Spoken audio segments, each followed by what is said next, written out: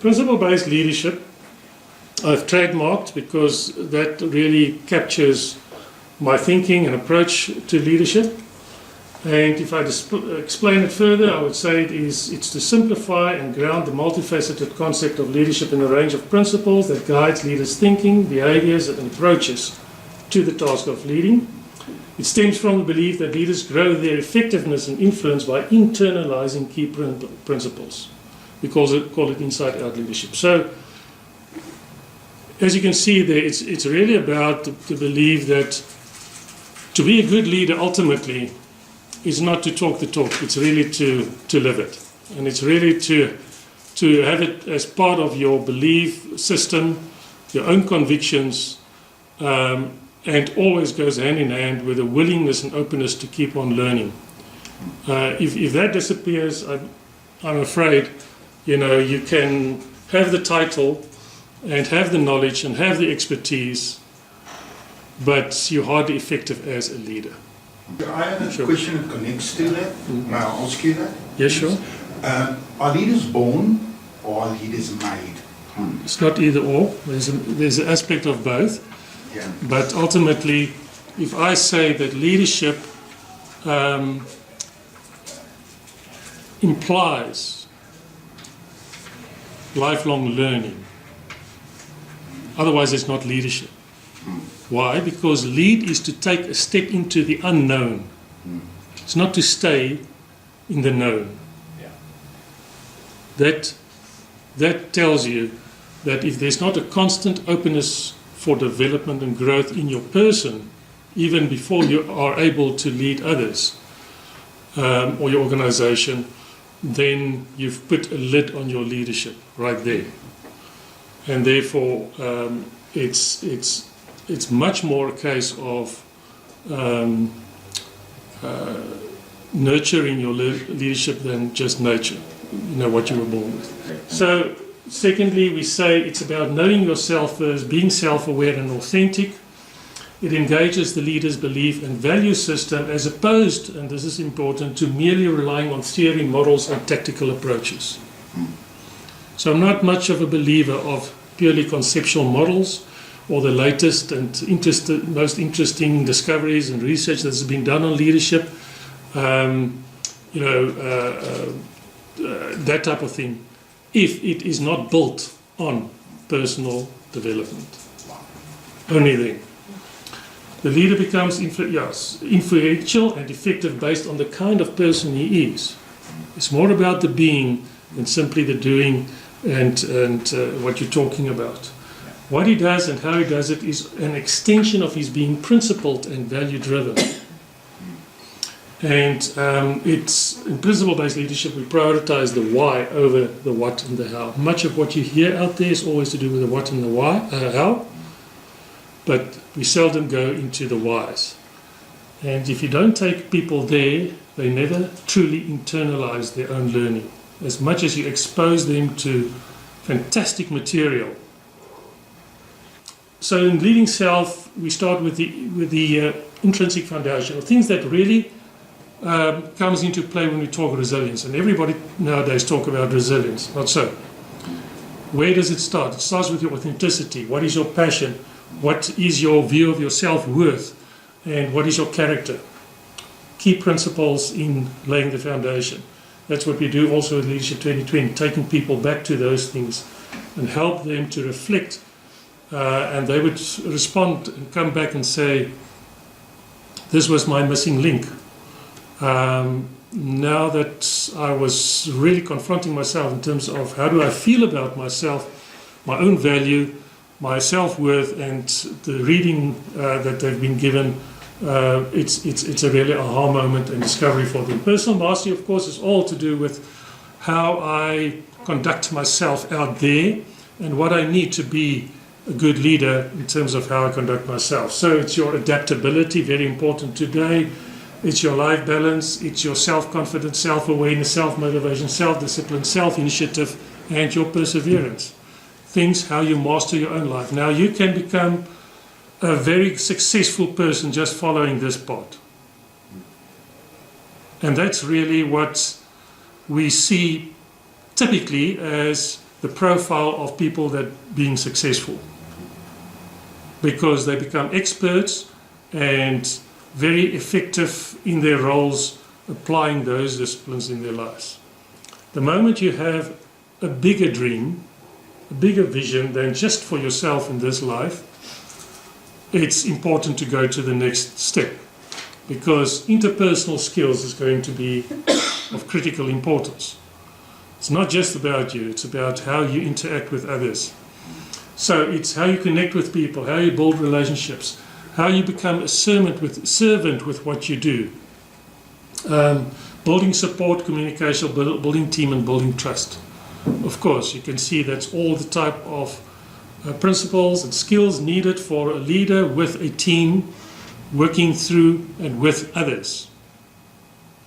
So here again, we take them through a self-reflection process. How do you relate to those things? Perhaps you're aware that it's important, but in reflection, you discover that I don't actually like doing that type of thing. Or I don't feel confident enough in doing those type of things. So it's a development journey. And then it's if the dream is bigger than that. So you're in a position, you have a team to work with, people reporting to you. Yes, that's all good and well.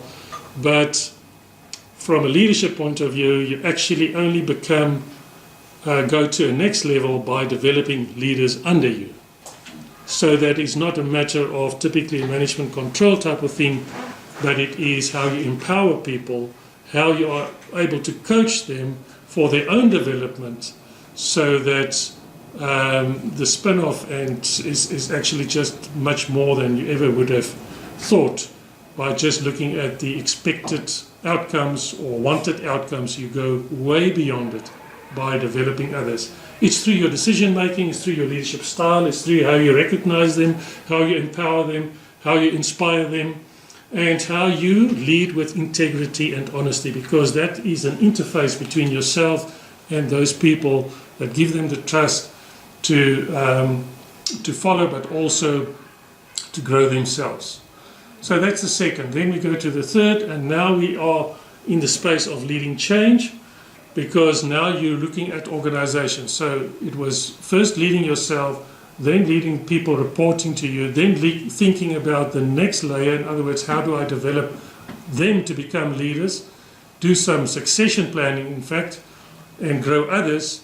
But then it becomes more of a bigger and structural role where we look at an organization. How do I take an organization as a leading organization?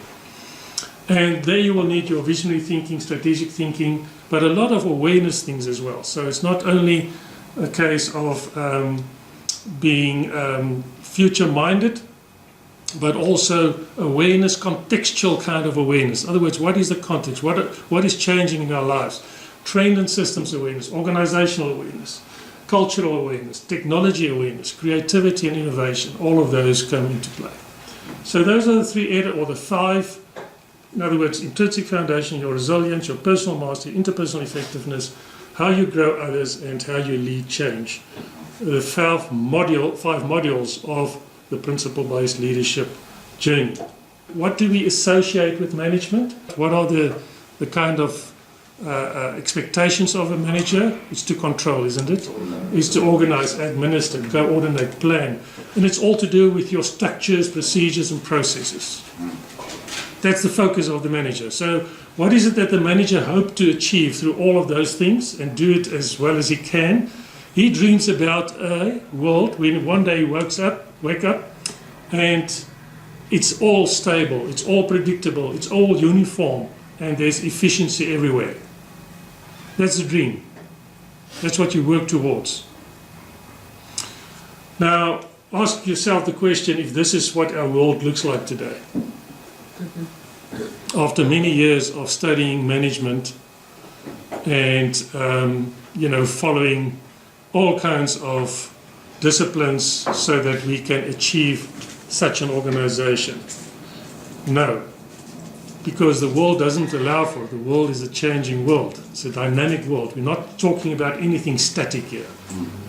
So as much as this is important, and we still need, of course, to optimize what we do in these areas. The fact of the matter is, if you don't complement your leadership, you're going to stay behind, because we're losing ground here by thinking we can still control the world and control our environment and get stability and predictability, etc. So what is this all about? Is how much control can we have? That's what management tells us. So do we feel in control of the world today? For certain not. So there's another aspect very important to this. This is all an artificial construct. We do this because we design an organization with hierarchies and with roles and positions, etc. And the authority, the influence to create all of this sits where? It sits in the position of the manager. The artificial design, because you can replace a manager and you still expect the same things as outcomes. Right? So that is the world of management, is one of control and to refine it as best as you can. And of course, actually in that is to see how well we can continue doing what we have created as a platform for us. It very seldom looks beyond that. In leadership, it's about vision, strategy, motivation, inspiration, discipline, and your example. And the world where it really finds itself contributing is a world of flexibility, innovation, change, diversity, and effectiveness. So you can be 100% efficient and 100% ineffective. Very definitely so. That's very interesting. And that's the important lesson to learn. So yeah, this is very typical still for the military environment, you know, where management really got his birth is in the military type environment. Then it was replaced or was transferred to the organizational world of business. The same logic, the same patterns of leadership. And, well, as I said, so we can go to war and be efficient but lose the war. So the point here is it's all about the influence of the person. Not the position, but the person. So in your minds, if you talk leadership, you should take that person out of all his titles. Wara, wara, wara. Scratch it out. Think about what do you see in the person. What is the influence potential of this person? And then we get to leadership. So in developing a leader, much of what has taken place in the past is, and as you can see, vertical versus horizontal development, why more is not better. Because a lot of the leadership development that's gone under that name in recent times is all to do with more. Just add on more. Give you some more reading. Go to the next thing, the next interesting discovery, etc. But horizontal development is about what to do and how to do it. It's about adding to the list of competencies and skills. It's about content-heavy training. Most of the time that is the method or the instrument. It's really hoping to get a quick fix now, because this is now very topical. And it's basically a transactional frame that you have, that you work with. The big assumption being life will be better if we meet conventional expectations for success. Vertical means about what, why, and for what purpose do we do what we do. It is reflecting on guiding principles. It's guided reflection and conversation. It's looking at what is sustainable, transformational. The core belief is life is better if I remain authentic, follow my passion, and develop myself. Very different two paradigms of thought. Principle-based leadership is all about the right column.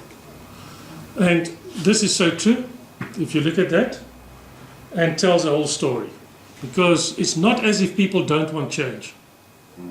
As we sit here, we all want change. Hands up, for sure. And we can even in a short time get consensus about what kind of change we want. Yeah. That's not the issue, is who will lead the change. And who through that leadership will bring change in and through others as well.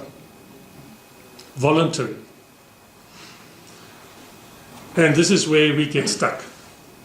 So we can have leadership after leadership intervention, some interesting insights, very interesting things. What's the impact? What's the real sustainable change if people don't want to change?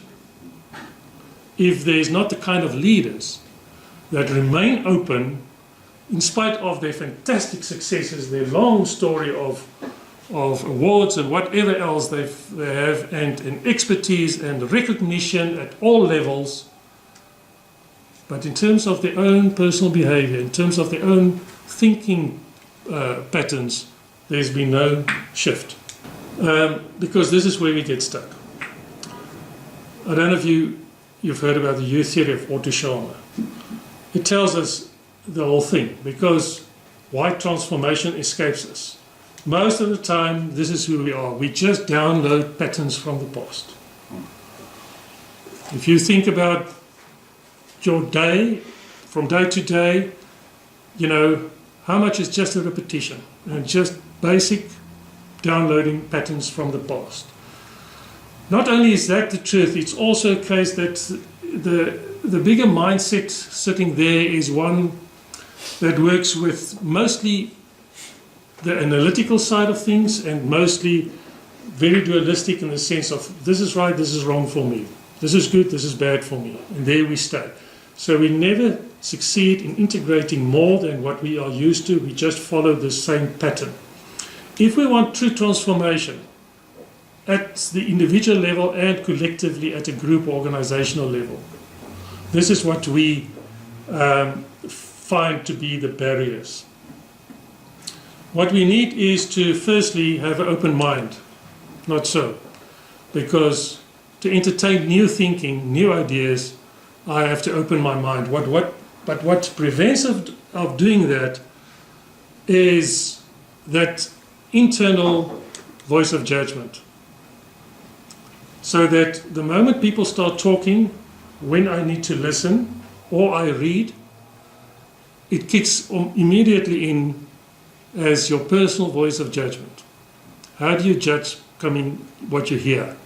And you place it this side or that side, this side or that side, this side or that side. And it's always linked to a one way of mode of thinking, order of the mind, and I'll come to that later. But that is our first barrier. We have a voice of judgment. I need to suspend my voice of judgment if at all I want to go into a true transformation. So as you can see here, it illustrates descending, not climbing the ladder, but descending for true transformation. And there's a good reason for that. Because it is a matter of letting go of things. Not a matter of taking more control, but of letting go. So, that's the first one. Not only do you need an open mind, you also need an open heart. We're not just thinking people, we are feeling people as well. You need an open heart. What prevents us of opening our heart? So I might still entertain new ideas and listen and take it in, yet I'm not going to change. It's just that I'm aware of those other views. If I don't open my heart for it as well, I need to feel something about it to go to the next level. But the voice of cynicism kicks in. So as I talk, you might sit there and think, yeah, I know I need to change, but last time I tried doing things differently, didn't come back well, or anything like that. So the voice of cynicism sits there because we get hurt. Our feelings got hurt some way or another in our history. Okay? Some of you are more or less my age, and we know of how things in life can make us more cynical about life. Will I give it another chance? Last time I was thrown back in my face. So I stop doing that, become cynical. I don't open my heart anymore. You might even open your heart and yet you're not opening your will. That's the last result. Why won't we do that? Because we have a voice of fear kicking in. The fear of, if I let go, who will I be without my own controls?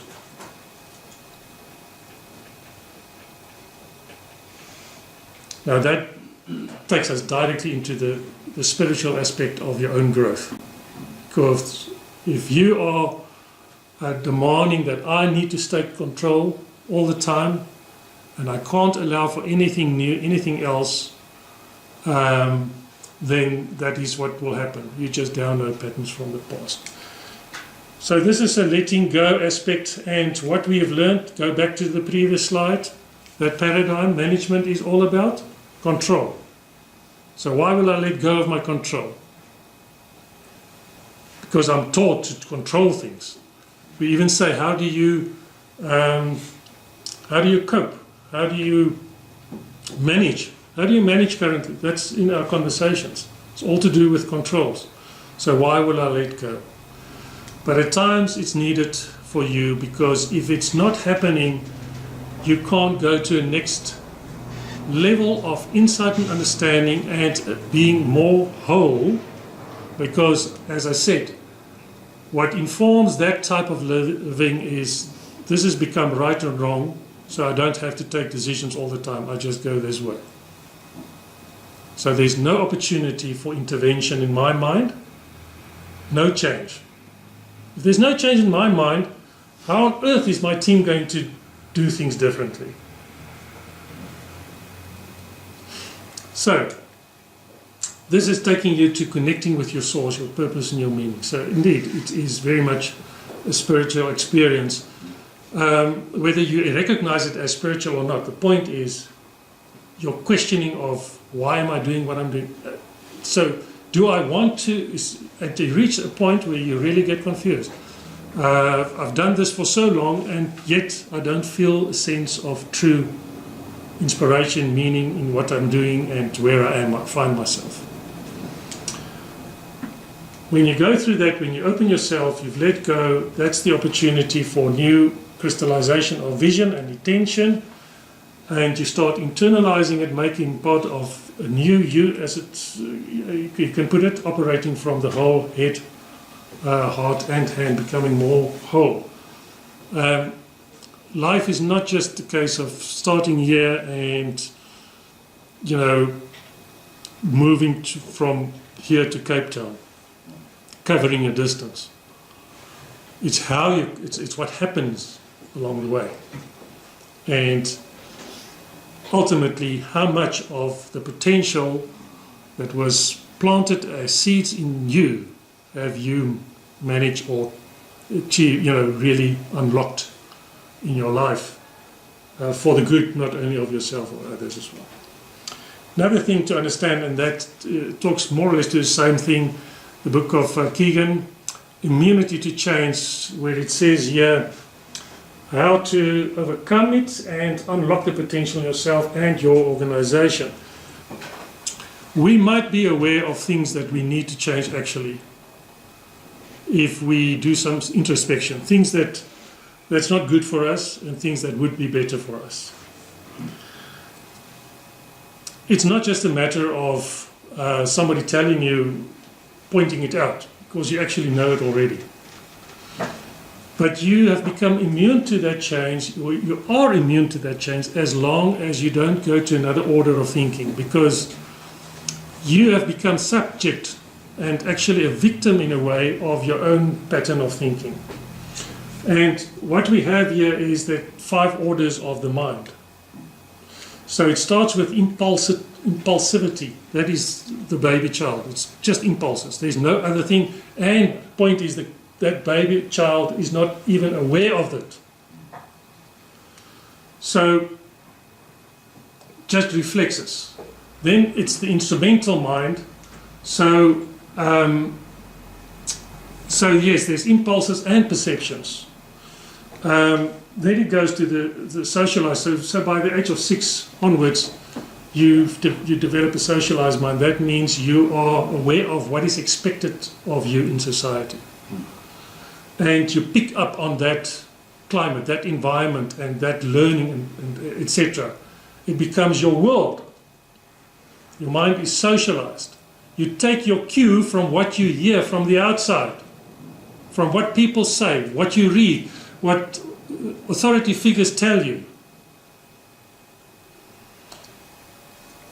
And as long as that is the case, you can't see anything outside of it. That is your thinking. Until such point that you can almost at a distance look at my way of thinking and see how I'm so immersed in that social mind that I don't even have a mind of my own almost. It's only then that you discover that there's a next order, and that is the self-authoring mind. It's all good and well. Society brought me that far, but I am looking for something more than that. I'm hoping to achieve. I can see myself potential to live and be more than what I've heard from the outside. So I start opening my eyes that I'm the author of my life story. And that authoring plays out between the situation I face and the response I give. And taking up the responsibility for what happens in between. Knowing that I have a free will. Not so? Can be restricted in many ways by circumstances. But I have the free will of how I choose to respond to a situation. I need to bring consciousness to it. I need to take responsibility for it. I need to be authentic in being so. It is then that your next situation, because it's not just your response, it's not just one situation, one response, but the response that you've given becomes the next situation you face. That is when we start understanding, how do I author my own life? But here's the thing. So now we talk executive level, CEOs. Self-authoring, successes, they've done everything good, and there they go. What they don't realize is that in time, by doing that, taking charge, they become a victim again of their own successes, because they work with the same recipes. If it's worked in the past, it'll work in the future. That is my success recipe. They never entertain anything beyond that. In fact, they protect their own success recipes. They become, in other words, defensive. You can't tell them anything. They're defending their success stories, their own formulas for success.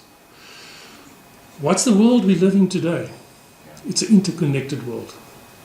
You can think as much as you like. In the past, it worked for you because you were one of the few to have that education, to know much more than the rest person. Not today. You're living in a fool's paradise. People go on the internet, they make their own discoveries, they do their own research, and they learn things that you haven't even thought of. So if you don't go to a fifth order, which we call the self-transforming mind, and remember the whole thing is to the extent that I can take my own thinking and make it object, so that I can look at it from a distance and look back at my life and see, my goodness, this is what my parents told me, this is what I experienced there, this is what has become a pattern in my life and my behavior. Why? Because yes, I had some good successes there, but now I'm like victim of it. I want to break out of it. Until I get that distance, I don't have a self-transforming mind, which is required for you to integrate things. Not just stay stuck in your discipline, in your narrow path of successes, but to look at systems and see how they talk to each other. And this is the figures here. So only in research, about 6-7% go to the self-transforming. And the fact is that we expect from middle managers, for instance, to be self-authoring people. But 50% of them are not, for sure. And so, in the leadership journey, we have each of those principles. We give an introduction, illustration, self-reflective question, practical assignment, and then a feedback question and test you on it, all in a week's time. But it helps people to reflect a lot more. And it comes through to the coach, and the coach can support that person. Okay, so let's leave it at that. Thank you very much, Andre.